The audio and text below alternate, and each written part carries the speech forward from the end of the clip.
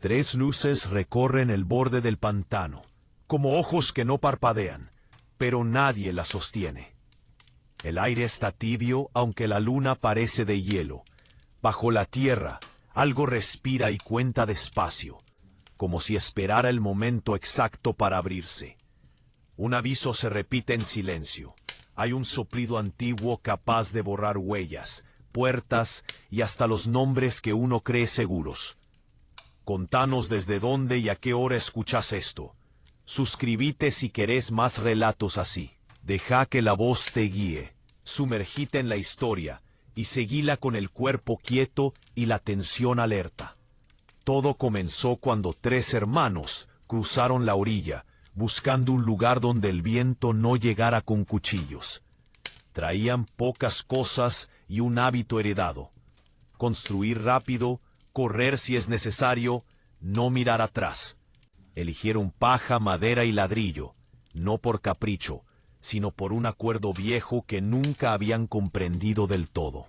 La primera noche, la bruma rozó el linde del claro y se oyó, sin voz, una cuenta regresiva. 3. Después, nada. O eso dijeron sus latidos. Cuando el peso de la oscuridad se acomodó sobre el claro, el suelo devolvió un pulso leve, como un golpe o un llamado. No había lobo a la vista, pero el viento se había puesto hambre. Y esa es la clase de hambre que nunca cena sola. El primero levantó su refugio de paja con manos rápidas y un ritmo casi alegre, como si la prisa fuese una plegaria. Ató haces, clavó estacas, dejó un hueco para el aire y otro para el miedo. El sonido del pantano era parejo, pero por detrás venía otra cosa. Un rodar sin pasos, un bramido suave que no pertenecía a ningún animal. Cuando terminó, entró sin celebrar. El soplido llegó sin anunciarse, empujando una ráfaga que no pedía permiso, probando las costuras de la paja como dedos curiosos. Las paredes cedieron con un susurro y el techo aleteó apenas. Parecía un juego.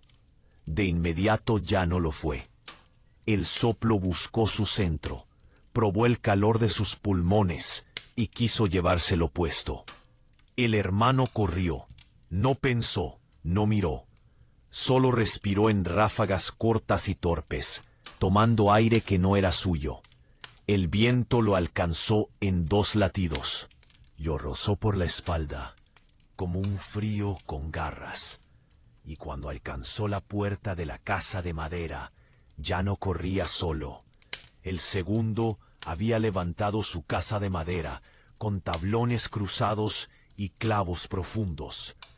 Había reforzado esquinas con hierro, y en el suelo dejó una línea de sal, como si eso pudiera convencer al aire. La puerta se cerró con un golpe seco, y por un momento pareció suficiente. El soplido se arrimó desde todas partes a la vez, riéndose sin ruido. La madera vibró como una cuerda tensa. Las juntas cantaron con un tono fino que hizo doler los dientes. El viento pasó a ser dedos, y luego uñas, y luego algo que destejía la culpa, pieza por pieza. Del techo cayó un polvo viejo que no estaba allí antes. Olía a promesas secas y a hornos apagados. Dentro, los hermanos sostuvieron la viga central con hombros y respiraciones. Resistieron lo justo, pero la casa no estaba hecha para una deuda de ese tamaño. Cedió con un crack, como un gemido que no quería salir. Salieron entre astillas, arrastrando un bolso corto y pesado, con metal, con ceniza, con recuerdos que no tenían perdón. Detrás de ellos, el soplido probó su nombre y lo saboreó. El tercero había trabajado semanas en el ladrillo, incluso antes de que el pantano los conociera. Cada pieza cargaba un calor antiguo, cocido con paciencia, sellado con una mezcla oscura que no admitía grietas. No era solo un refugio, era un dique, era un intento de exiliar al viento. Entraron y bajaron cerrojos. El horno central respiró con un resplandor disciplinado. El plan era simple, casi primitivo: atraer el soplo, calentarlo, forzarlo a hacerse visible y quemarlo hasta que pidiera descanso. Mientras arriba todo se tensaba, abajo, en el piso, el ladrillo empezó a calentarse por dentro. No por el fuego, sino por algo que se acercaba desde lo profundo. Afueras, el aire dejó de moverse. Adentro, el horno pareció oír algo. Un golpe leve, otro, luego una presión suave, casi humana, golpeando desde el corazón de la casa. El brillo se volvió rojo oscuro, y el metal del tirador marcó un calor que no pertenecía a ninguna llama. Del horno llegó una respiración, lenta, humana. Decidieron abrir el subsuelo. Las losas estaban frías, pero debajo había un aliento húmedo, como el de un animal que duerme con un ojo abierto. La escalera bajaba a un pasillo estrecho, con paredes de ladrillo sin curar, respiraderos y un hilo de agua que corría contra la lógica.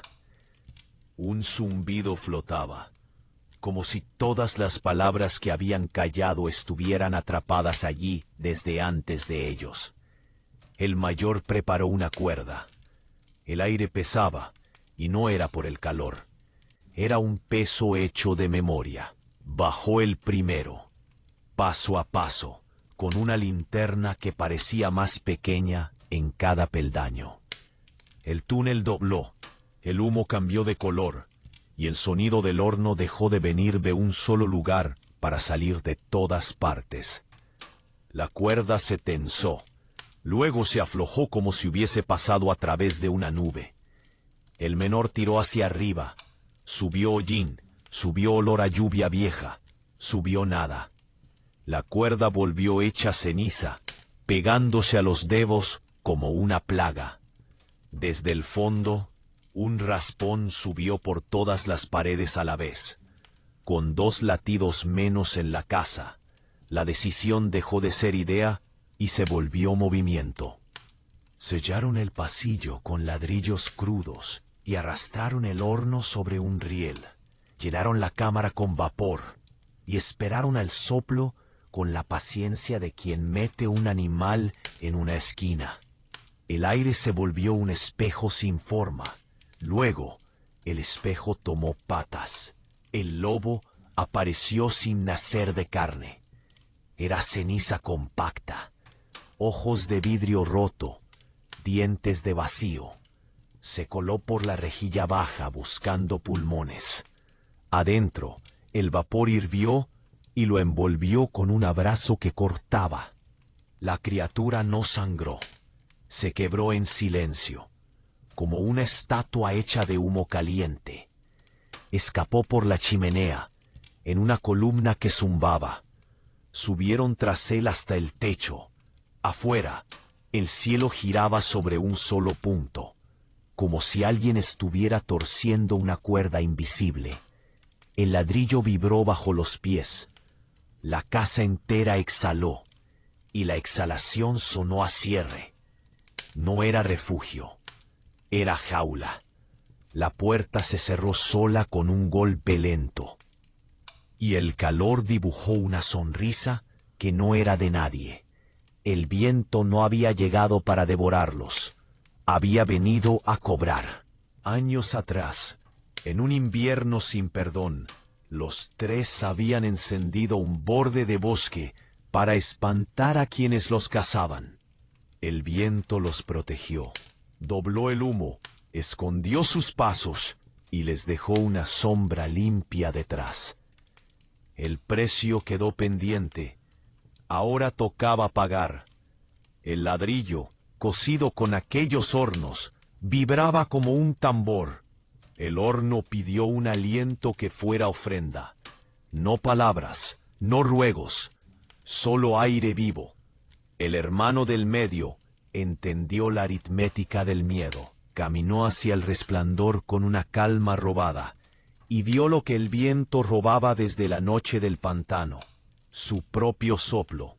Lo exhaló largo, hondo, como quien apaga una vela que también es un pozo. El lobo de ceniza corrió a ocupar ese lugar. Entró en el cuerpo como lluvia inversa, y el cuerpo en respuesta se arrojó al corazón del horno. El hierro cayó y cerró. La casa frenó su pulso en un instante. Afuera, a lo lejos, alguien apagó una vela de cumpleaños que no estaba allí. El sonido del pantano volvió. No por mucho. A veces el viento aprende nuestros nombres y no olvida.